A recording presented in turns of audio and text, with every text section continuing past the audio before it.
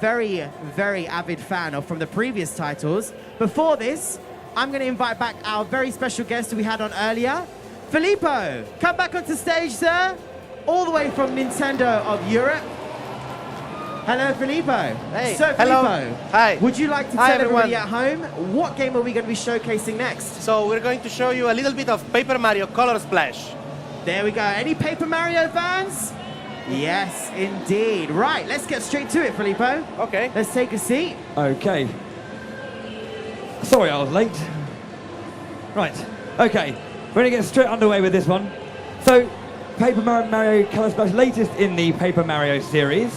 So, tell us a little bit just about the basic premise of this new title. We need the other feet. Basically, this is the first Paper Mario title on Wii U, the first Paper Mario in HD as well. And as you can see from the moment I start this level, it's the first Paper Mario in which the entire world is made out of paper, actually. In previous titles, there was a mix of more like classic 3D elements and paper. In this one, there's everything in the game world is made of We paper. can see the toad just flapping in the breeze there. Exactly, but also all the environment as well, no? So in this Paper Mario title, we find ourselves in Prism Island, which has been robbed of color by some evil shy guy with a straw that sucked the color away from the environment. As you can see, Oh, yes. yeah, there's like a white spot of color There you missing go. there. So this is Blue Bay Beach, and I mean, the main aspect about Paper Mario, apart from, of course, the great visuals, is the humor. This is a game that makes you laugh at every single sentence, basically. In fact, I would encourage everybody to read the text, and maybe Bowie and Nims can act some of the lines out. If you really want. We'll try. Do you want me to go for my best toad voice? Yeah, show us. No, my voice is too cracked. I can't do So it. anyway, in this level that we're playing, the toads are preparing themselves for Ocean Fest, which is like a festival on the seaside. As this toad says, they are totally pumped. They are totally pumped, dude. Little punt there. So, and this little guy is Yui, which is basically a bucket of paint, which is our companion through this game. Through this game, is an inhabitant of Prism Island, and he will guide us through the game and give us advices as well, and just comment on the situation. Okay. I guess toads will be toads. I missed the day when they were around the fountain. So yeah, my objective is to find, in this level, it would be to find a mini paint star, which gives back a bit of the color to the world. So here you see, so Paper Mario has his, of course, trusty jump attack, or jump. He can use his hammer, made of paper. Trampling poor toad. And now he also has a paint hammer. So you I see. on the upper left corner of the screen, you can see my paint reserves. And I can just splash paint, which looks really, really realistic, really wet and. It looks absolutely beautiful. Yeah. So if I just use it randomly, the color that appears is random. And if I, for example, try to use it here on this missing patch of color on the wall, you see it's blue. And giving back color to the world, you see my paint reserves decrease substantially. Like maybe I can. So, for example, here as well, and I can get something like coins in this case. I can replenish my paint reserves by hitting with my hammer elements that are colored in the world. So, for example, this blue flower gives me some blue paint. These, oh yeah, if I turn over this red shell, I get some red paint. If I bang my hammer on this palm, some coconuts come down and give me some yellow, for example. I mean, you've Awesome. already bopped Toad on the head once, but if you were to bop him again, could you get the yellow back off him, or? No, I can just change the color. You can just change him into a blue toad. So, so one of the main mechanics is, of course, giving back colors to the world. Then battles are very interesting, I think, in Paper Mario Color Splash because we see basically for the developer, every battle should be a puzzle. So here we see 3 toads, and I can play cards that you can see on my gamepad. I don't know if we can see the gamepad there, but I have cards that I can play. Some of them are painted, some of them are not. at this point in the game, I can play 2 cards at a time.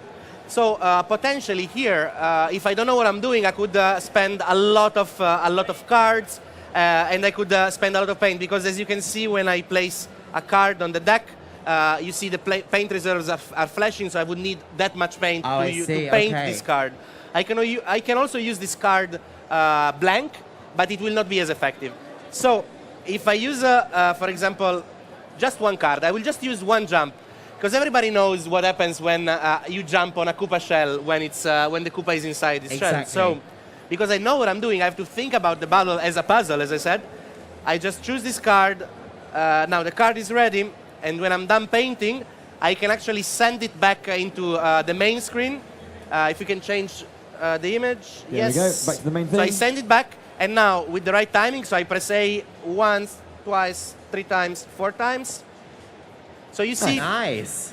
With just 1 card, I solve this battle. If I use the hammer, for example, I might have killed the first Koopa, but then I would have to fight the other 2. And of for course, example. oh, I see. I get what you mean. Just very, very quickly, you picked up a different coloured piece of paint, and it created this kind of like handle for the hammer that got. There was a hammer made of cardboard that I picked up that did that.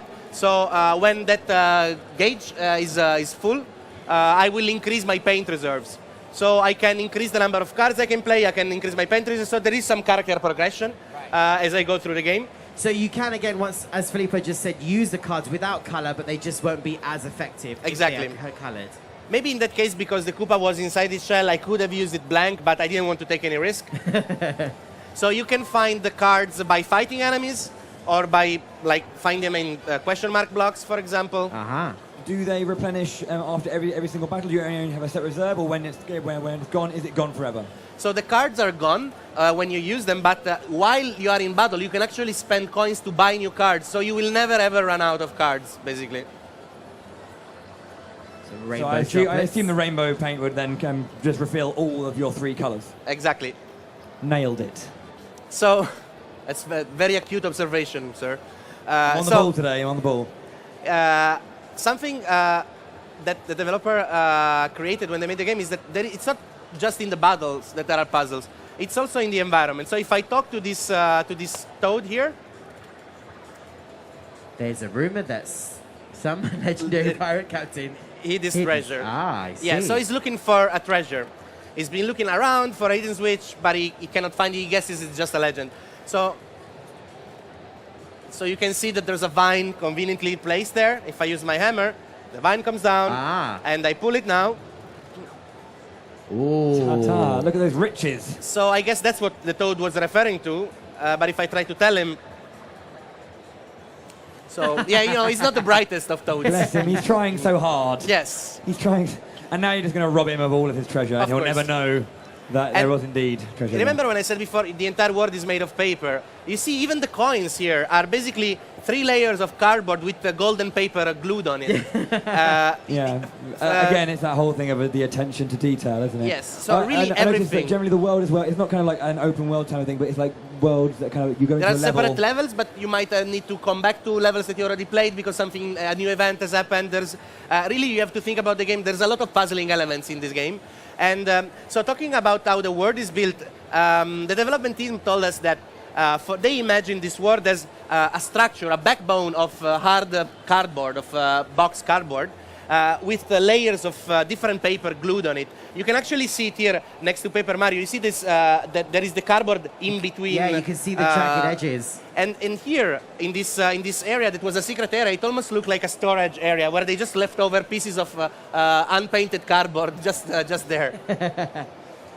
And if I go outside... Just further kind of pointing out just kind of how key and kind of important the aesthetic of Paper Mario is. It's always been one of those ones very, very stylized. And kind of always kind of use that as its main driving force. You know, the development team told us also that during the design phase, they basically went to a copy shop and bought as many types of paper possible, because they have a very clear idea of each kind of paper and what exactly makes up the world. You see, like here on the floor is a bit more flat on the green part. The blue part is a bit rougher. Even like there, those bushes look a bit almost cottony paper. I love the clouds hanging from strings. on the ceiling. There's a lot of references to Super Mario Bros. 3 as well in the game. So there's lots to look at in this particular game. Yes, the game is just gorgeous. I mean, as Yui is pointing out. Whoa. So it's the Look at first the time that clouds, Yui is at wow. the seaside. Would you look at that view? He's very happy. Yeah. So now he's actually saying it's just a flimsy piece of paper. Actually, it was made of metal before. We sort of squeezed the third dimension out of him at the beginning of the game. And you know, he's our companion. He will comment on everything that we see. And if I press up on the plus control pad, I can just call him, and he will comment on something. And you know, it's a system of hints that I can call up when I want, if I want to. I see. There seems to be a queue forming just down Yeah, there. there's a stack of paper toads. A No? stack of paper toads. So that's where the Ocean Fest would start. No paper cutting. Well played, well played. Hey! Oh, they're very angry. Back of the line. I love the mean-faced toads, you know, like but you know, like I'm just gonna stop here for a second. If you look at the sea as well, how beautifully it's created. It's actually different layers, different sheets of paper that are sliding onto each other with maybe like brown, like bread bag underneath that represents the sand, the sand absorbing Soaked the in water. Yeah. This metallic paper on top that's shining, that represents the foam. It's really so beautifully imagined, this world, completely made out of paper. Even the text boxes are made of paper, actually. So now, I'm just going to show you another scene here in the Ocean Fest, in the Blue Bay Beach level. Oh, we got a paper card boat. I do like the almost bounty-esque paper used for the sail. Yeah, to me it looks like a kitchen roll, actually. Bounty, okay, yeah, sorry. yeah. Oh, yeah, it's called, There we go. it's called something else now, isn't it? Sorry. No, Cashel? I The think, yeah, Cashel? why not? We'll go with Cashel. I'm living in the 90s still. So, the red toads are wondering why is this guy just going around. He wants to sail at the edge of the world. This very, very brave toad is saying he's embarking in this long, foolish, potentially deadly journey in order to discover his destiny. and again, he's got that determined face. Yes. Sounds like a midlife crisis to me. Yeah. So yeah, the red toads are pretty mean to him actually, I mean, that's some good advice, I guess. and they're suggesting to upgrade his ride. So, but now the other toad comes and calls them. The Ocean Fest is starting, so they immediately lose interest in the blue toad and his quest. Boat Yeah, loser. as I That's said. so mean. So, yeah. But he's having none of it. He doesn't care. He's on a mission. Actually, he's going to say, if I talk to him again, he's going to say that he's going to sail to the margin of the world. To find my destiny. Yeah, so actually, if you want to see what happens to this cute little blue toad, you get some hints in the trailer of the game. But Check now, out I the mean, trailer. I wish I could show you the Ocean Fest proper because it's really funny. But for the sake of time, I'm gonna move to another level where I'm gonna show you the very first boss battle in the game. Okay. So if I can get the Okay. different, We have a Image. separate, look at this, yes. ready to go. Uh-huh. I see. We are just going to quickly flip over We get our secondary. to our second screen. There we are. Great. There Okay. it is. So here we are instead in the Crimson Tower, which is the first place where I can find a big red paint star, which are like the big paint stars that give back color to a huge areas of the game. Ah. I've noticed So- you've also got increased paint gauge as well. So Yep. very nice. We keep going with the acute observation here. Yeah, yeah. Now we I have am 220 on up from 180 that I had before because I upgraded a bit my paint ammo reserves. And here, actually, you see, I need to get to that door on the upper right. But if I try to go through, you see, there is no staircase in the middle here. So this is, if I don't know what to do, this might be a good time to press up on the plus control pad and call Yui, which tells me that if Watson life was broke a the video game. floor. Oh, yeah, if only. So what we can do here, when you see these very clear lines on the background, you can sometimes try to press the Y button And if I press it now, I will activate the cutout feature. The game, like a page, will slide into the gamepad. And on my gamepad... If we can get the gamepad footage, please. We will. Beautiful. So on the gamepad, I can cut out parts of the game word. Wow, using your finger. You just slide along. Yeah, Wow. on the dotted line. On the dotted line, of course. So sometimes I can find some secrets. I could even find some Luigis, hidden Luigis that give me some bonuses. But in this case, I do some metaphysical 2D platforming, and now the game switches back to the TV screen, and I'm there right where I wanted to be. You see, I traversed that area. Kind of like, and kind of taking off for what it had in Super Paper Mario with the Z-axis, but kind of just going along that line of like changing your perception of the world and how you can interact. Exactly. So if I go through here, this is where I want your voice acting. Okay. One of the minions. Morton, find Pain Star. So Morton, again, is not the smartest guy. He speaks all in caps, and he usually misspells a lot of words. I apologize in advance. So that's the big red Pain Star, which is sleeping. Bad Mario, find Pain Star. It's quite Again, I'm sorry. But Morton, find it more. More Mortons. More tons. Morton, crush Mario. Oh, Okay. so we're going into a battle with more tons. And Morton strong. Morton, more tons. Well played, sir. so Yeah. here again, a small reference to Super Mario Bros. 3 with the magic wand. Bring me pedal stool. So that's how he calls a pedestal. Morton on pedal stool. Look now, Morton safe here. What's that? So actually, you see, I was saying before, every battle is a puzzle. And you can see that even more so during boss battles. Actually, I really love Paper Mario that sometimes turns around, looks over his shoulder to see that if the Shy Guy are actually looking at his card as his end of cards. But anyway, so here, I really need to think about what I'm doing, because if I cannot jump on Morton because I would be hit by spikes. If I use a hammer, I would hit the pedestal and not him. So now, if we can show the gamepad screen and my card deck, I have to think about what I'm doing. So for example, if I only had like a triple jump like this one, the first jump would get the first Shy Guy, the second jump would get the second one, but the third one would make me take damage. But that's why I have to say I have to think about it a bit like a puzzle. So I still choose to use these two cards. I paint them. They actually take a lot of paint because they are multiple attacks in a row. Okay. And once I bring them on the TV screen, and I flick them. Can we change the image? Can we go back to the main? Yes. There we go. So cool. There we go. basically, I will do the first jump correctly. 1, 2, 3, 4. I will miss on purpose the second jump, so that the third jump is still on the Shy Guy. Ah, okay. And now I'm free to use my hammer to remove the pedal stool. Yeah. High place broke. Low place scary.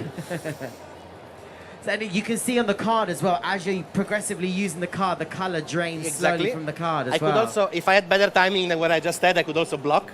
So now I'm just going to play a few other cards. Also, I noticed as you take damage, actually Morton's color is slowly drained from his feet. So I assume he's slowly going black and white. So you have the idea of how much damage you're doing based on how colorful the enemy is. So now I have to try to deal as much damage as possible at this part, because otherwise he would summon his pedestal again and I would have to restart and potentially spending a lot of cards, a lot of paint. So now is really the moment to give it my all. I use a big jump. The big jump. Good. Nice. Very nice. See how we see the color draining from the legs up. His feet has gone completely white. Oh! Getting excellent on the hammer is not that easy, actually. As you can see. So I hope I did enough damage. Good block. Good block. There is a kind of a timing element as well. And of course I didn't. Pedal stool. So this battle will be a bit longer than I thought, because I wasn't as effective in my timing. but let me try again. So as you progress through the game, Filippo, you'll be able to use, of course, more than 2 cards in one go, or is it always 2 cards you can use? So, actually, when I started the game, I could use 1 card. Okay. Now I can use 2. I'm not sure later on in the game. For now, we are just showing this. Okay. Also, the hammer also gives you the hammer, like the wave of attack of the hammer, also hits other enemies, as you saw from the Shy Guys. So now I hope this time I did enough damage. Yes. Nice. Morton is fired. And there we go. Oh.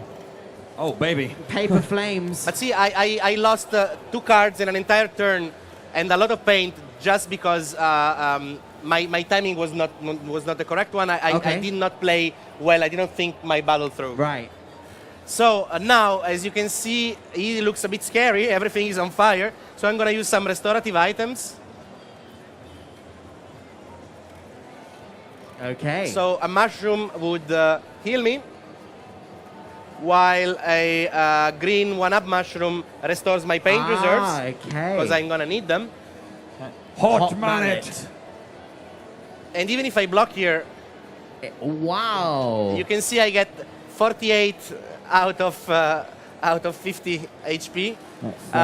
It's looking dire. He's actually flailing, as you can see. The paper Mario is Yeah, actually he's floating. he has not a lot of HP, so he's a bit floppy, let's say. Yeah. There you go. So now it's a moment for me to show you think cards. Sometimes in the game world you find 3D objects that you squeeze and you transform into cards. And very often, if there is a level with a thin card, you need to collect the thin card to finish the level. So it's very hard to miss. It's impossible to miss, basically. And also, you should not be afraid of using them in the wrong point, because they always you can always find replicas everywhere in the world. So now, because we have Morton on fire, I'm going to use a fire extinguisher card because, well, it seems the appropriate thing to do. And you'll heal as well, I hope. And I'm healing, yes. Okay. So thin cards really show crazy, crazy scenes usually. Like in this one, and also they are the only ones that show scenes that are like they're not made of paper. You see, like I always think that Morton in this case is like in King Kong, the dame in danger. Right. You know, the skyscraper is on fire and she's going, yeah. ah! That's what I imagine. But anyway, so there is also, there is timing involved also in these thin cards. I had to touch on the touch screen when the pin was going out of the extinguisher, and now we broke his fire. And he's practically white. Gone. Just stick. So I will heal, even though I know already that his stick only does 1 damage. 1 damage with the stick. Yeah. So now, what I'm going to do is I'm going to show you another thin card, not because I need to use it now, just because it's funny and I want to show you what happens. Always a bit of humour necessary here and there. And before we use the extinguisher, now we're going to use the fan. And in this case, there's also timing involved. I need to tap on the screen to make this cosmic fan that appears from the edge of the world spin faster. So now... I assume you mean the margin of the world? Oh, he's tapping away on the screen. Oh! So I get an excellent. Well done. That HD fan. Beautiful. Exactly. Bop. Done. And so our Morton is gone. Morton! Morton lose! Bad Mario get paint star. Master order Morton. Say go get paint star. Morton, more like Leston. Ayy. So anyway, now this boss battle is complete, and as you see, I really need to know what I'm doing. I need to choose my cards carefully. I need to think about the battle. So as you saw, each time you use a sort of like a real life item, like the extinguisher and the fan, it kind of transfers you into like this real world environment. This is the think card. So yeah, you can clearly see that the Manekineko, the Katolak, is standing out. It doesn't really fit in the paper world. So I squeeze color and the third dimension out of him, and it becomes a thin card.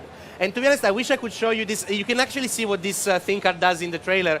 Basically, the development team wanted to concentrate all the stereotypes that people have about Japan. So when you use the thin card, the wave of Kanagawa parts off.